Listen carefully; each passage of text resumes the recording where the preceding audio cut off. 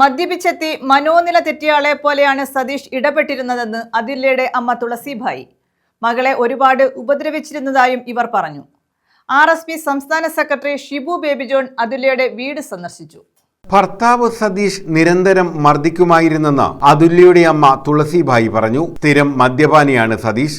മദ്യപിച്ചു വന്ന് അതുല്യയെ ക്രൂരമായി മർദ്ദിക്കും. എന്തിനാണ് ഇങ്ങനെ സഹിച്ചു കഴിയുന്നതെന്ന് മകളോട് പലതവണ ചോദിച്ചിട്ടുണ്ട്.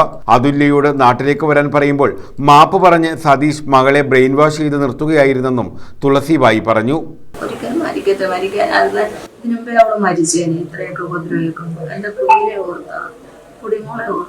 അവളെ അവൾക്ക് ഭയങ്കര ഇഷ്ടമാണ്. പിന്നെ അവിടെ കൊണ്ടുപോകാൻ ഞങ്ങൾ സമ്മതിക്കത്തില്ല. എന്നിട്ട് ഒരാഴ്ചയ്ക്കും പറഞ്ഞു ഈ വർഷം അവളെ അവിടെ ചേർക്കുവാന്ന് പറഞ്ഞു. അന്നേരം ഞാൻ പറഞ്ഞു എൻ്റെ കുഞ്ഞിനെ അവിടെ ചേർക്കണ്ട, ഇപ്പൊ അവൾക്ക് ഇംഗ്ലീഷ് ഞാൻ അവിടെ അടിസ്ഥാനം പഠിപ്പിക്കുന്ന സമയമാണ്, അതുകൊണ്ട് കൊണ്ടുപോകാൻ പറ്റത്തില്ലെന്ന് പറഞ്ഞു.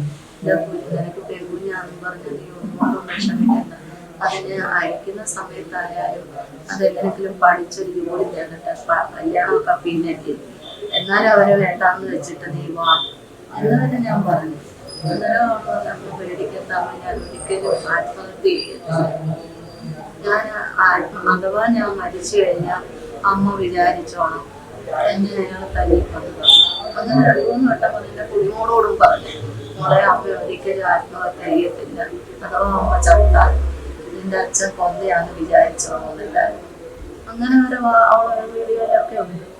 അങ്ങനെ പറയുന്ന ഒരിക്കലും അതുമെല്ലാം ജോലിക്ക് പോവാൻ ഇരിക്കുന്ന തുണിയൊക്കെ മേടിച്ചുകൊണ്ടൊന്ന് അനിയത്തിയതായിരുന്നു. അവിടെ ബർത്ത്ഡേ രാത്രി അവള് 12:30 അങ്ങാണ്ട് സ്റ്റാറ്റസ് ഇട്ട് സന്തോഷത്തോടെ ചിരിച്ചോണ്ട് നിൽക്കുന്ന ഫോട്ടോകൾ കണ്ടു കാണുന്നുണ്ട്. ആ കുഞ്ഞ് ചാവും ഒരിക്കലും. അതുമല്ല അവള് മരിക്കുന്ന വീട്ടിൽ അവൾക്ക് പേടിയാവും, മരിക്കുന്ന പേടിയാവും. അതിന് അവൾക്ക് ജീവിക്കണമെന്നുള്ള കൊതിയാണ്. ഇതേസമയം RSP സംസ്ഥാന സെക്രട്ടറിയും മുൻ മന്ത്രിയുമായ ഷിബു ബേബി ജോൺ അതുല്യയുടെ വീട്ടിലെത്തി. മാതാപിതാക്കളെ ആശ്വസിപ്പിച്ചാണ് അദ്ദേഹം മടങ്ങിയത്. News bureau, Chavara.